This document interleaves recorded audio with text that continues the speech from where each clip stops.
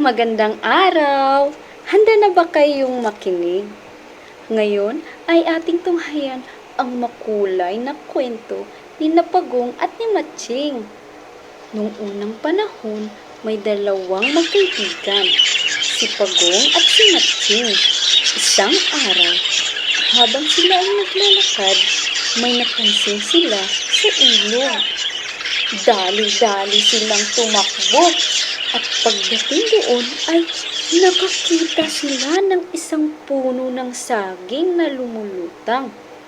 Sabi ni Pagong, "Matching, tingnan mo, may puno ng saging. Kunin natin at itanim para magkaroon tayo ng makakain." Sagot ni Matching, "Magandang ideya yan, Pagong. Pero hatiin natin ito.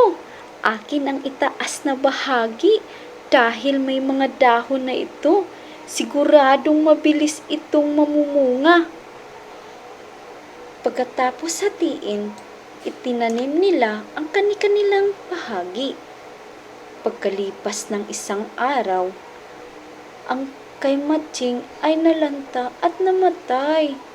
Ngunit ang kay Pagong ay lumago at nagbunga.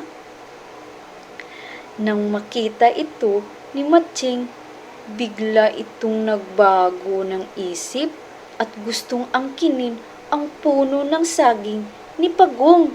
Sabi ni Matching, "Pagong, akin ang saging na yan, pati ang mga bunga." Sagot ni Pagong, "Hindi maaari. Akin yan dahil ako ang nagtanim sa bahaging may ugat."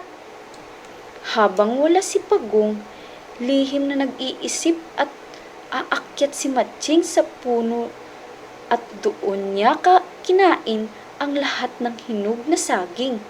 Nang bumalik si Pagong, laking gulat at galit niya nang makita si Matching nagpapasasa sa itaas.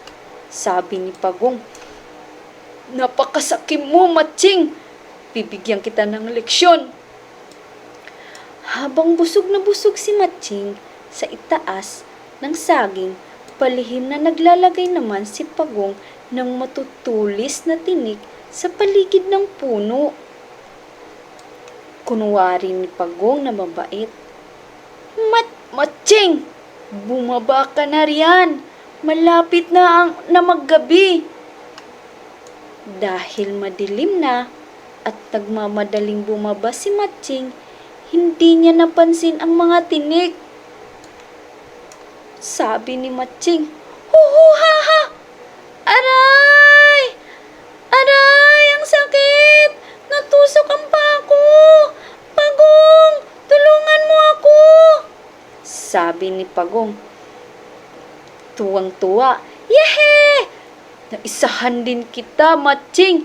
Iyan ang napapala mo sa pagiging madamot at tuso mo." Tuwang-tuwang sabi ni Pagong. Doon nagsimulang umiyak si Matching. Hindi dahil sa sakit, kundi dahil sa matinding pagsisisi. Lumapit siya kay Pagong at humingi ng tawad.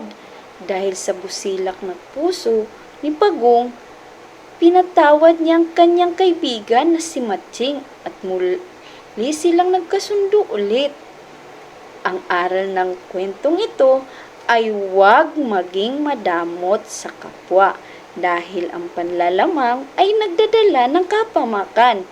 Higit sa lahat, ang pag-amin sa pagkakamali at ang pagpapatawad ay susi sa isang mas matatag na samahan. Maraming salamat!